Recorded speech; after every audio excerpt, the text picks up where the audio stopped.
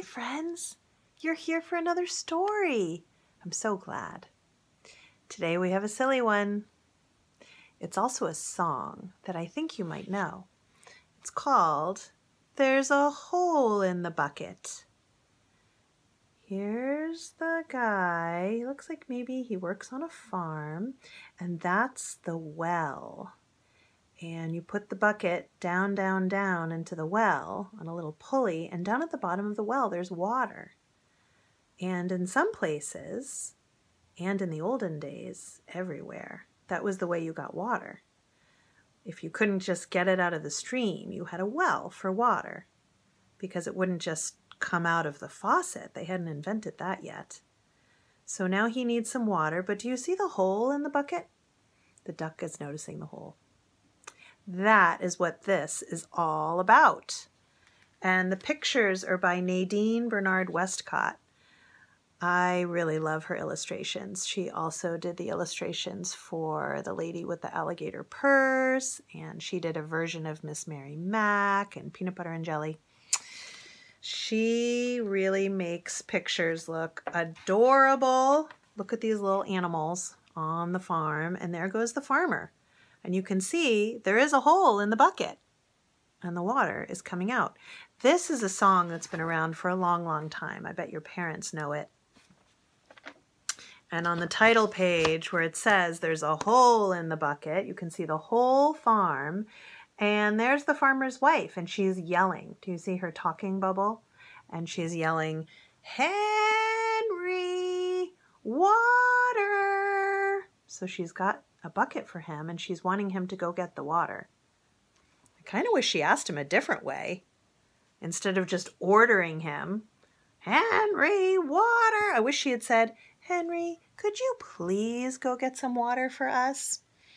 But Henry is working in the garden, and he's smiling, so maybe he feels fine about the way that she asked. Look at the chicken is covering its ears because it's so close to all that yelling. And the bucket that she's offering him has a problem with it. So here we can see the farmer running up the path to the well on top of the hill. That reminds me of a nursery rhyme. Do you remember? Jack and Jill went up the hill to fetch a pail of water. Jack fell down and broke his crown, and Jill came tumbling after. Do you know that one?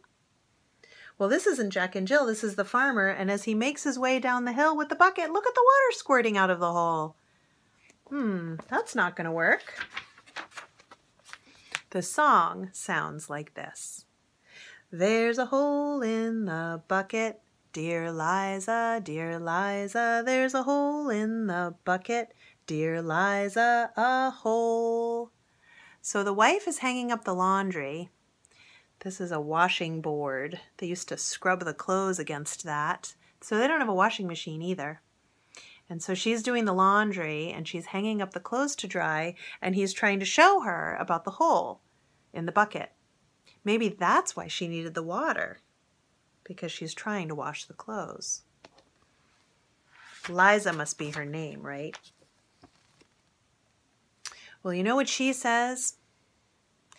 "Well, fix it, dear Henry, dear Henry, dear Henry. Well, fix it, dear Henry, fix it." So now we know that his name is Henry. He has another question.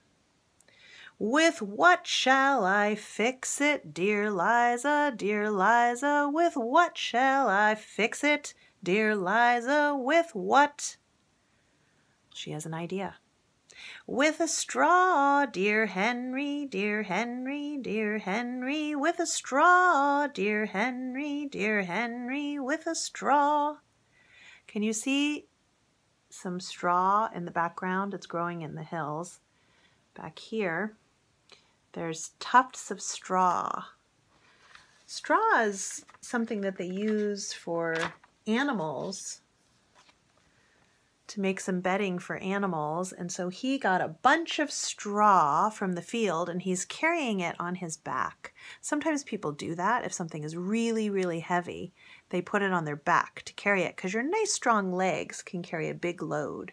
So here he comes with the bucket. It still has the hole.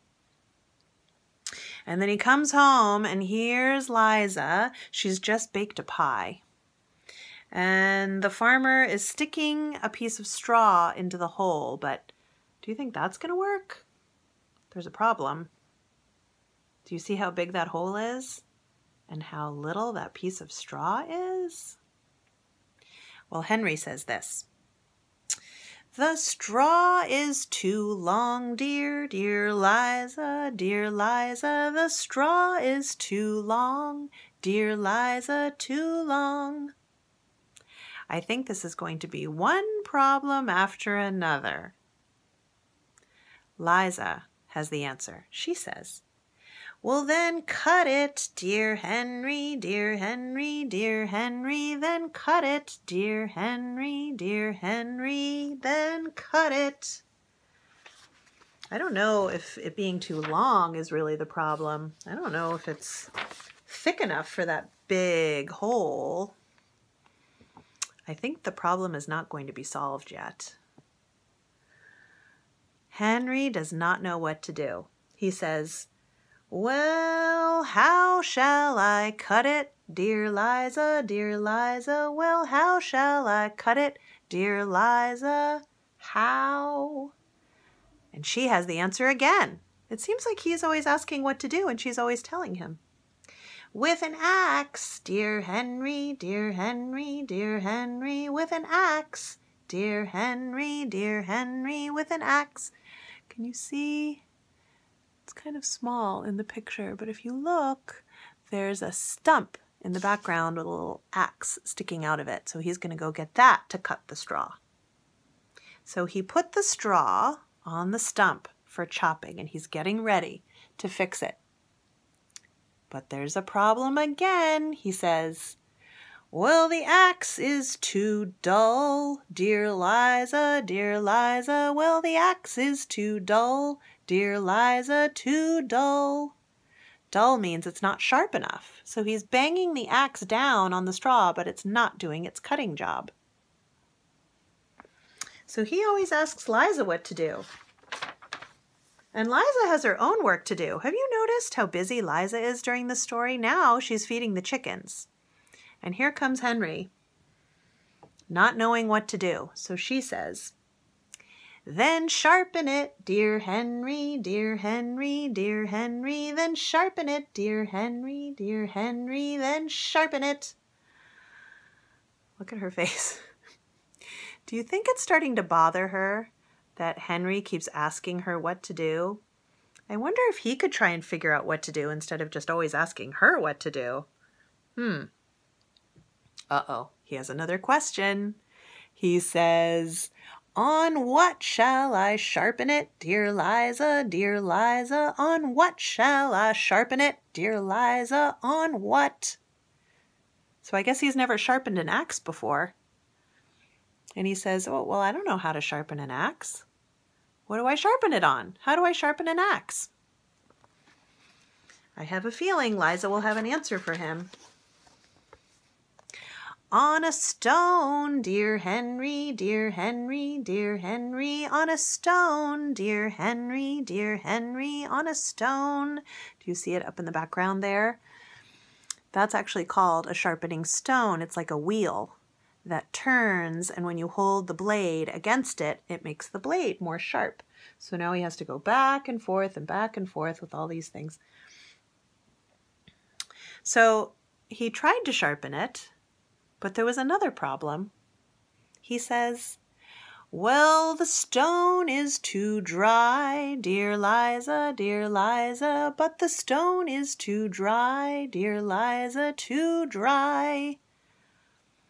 I didn't know that the stone needed to be wet, but he says it's too dry, and now he's carrying everything, and all the animals are following him. I wonder if Henry's getting a little tired. Again, he wants Liza to solve his problem for him. Uh-oh. Liza is not looking too happy here. Her eyebrow is going down. Can you see that? The words are saying, then wet it, dear Henry, dear Henry, dear Henry, then wet it, dear Henry, dear Henry, then wet it. You can see here, this is how the sharpening wheel works. So it has a little pedal for his foot and he pushes down on the pedal, and that makes the wheel turn, and then he's holding the blade onto it. And he says, here's another question. With what shall I wet it, dear Liza, dear Liza? With what shall I wet it, dear Liza? With what? What do you think? What makes things wet? With water, dear Henry, dear Henry, dear Henry. With water, dear Henry, dear Henry. With water. Well, I hope Henry won't ask her for any more help, but I have a feeling, look at this page. Now, after all that work she was doing, she's trying to relax. And Henry said, well, how shall I carry it, dear Liza, dear Liza? Well, how shall I carry it, dear Liza? Well, how? Oh, water is how the story started, right? Liza says, in a bucket, dear Henry, dear Henry, dear Henry, in a bucket, dear Henry, dear Henry, in a bucket. Oh, she's saying, don't bother me. I'm resting. Can't you just get a bucket? I hope they have another bucket. Here comes Henry. He went up to the well. He has the water. He has all the animals following him. He still has the straw and the axe and the sharpening wheel. Oh dear, he's decided to use the bucket. And look, he's sticking his finger in the hole. Maybe that will work. Liza over here, there's some little Z's coming out of her because she's snoring. That's how they show that someone is sleeping in a story. They put Z's, and that means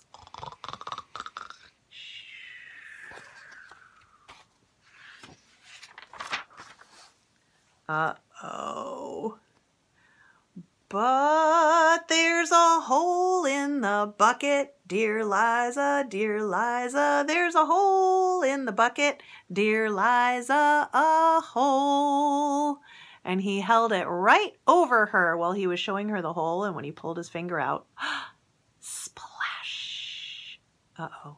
That's probably not a good way to get woken up from a rest. Is she going to be upset? No, she's not. They decided to have fun with that bucket instead. And now they're filling it up with water and spraying it around like a sprinkler. I guess it was a hot day. Well, that's a good idea. If you have a hole in your bucket, you could ask yourself, how could we use this bucket with a hole? We can't really use it to carry a lot of water, but we could turn it into a sprinkler. That's what they decided.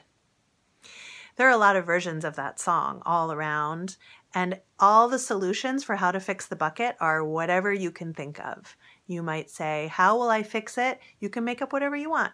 With tape. And then you think of a reason why the tape won't work. But the tape is not sticky. Or you could say, you could fix it with clay. And then you could think of a reason why the clay won't work. Well, the clay was too crumbly. That song can go on forever and ever with whatever ideas you could come up with. Thank you for coming to Story today. I'm glad to see you, and I hope you'll come back again soon. Bye.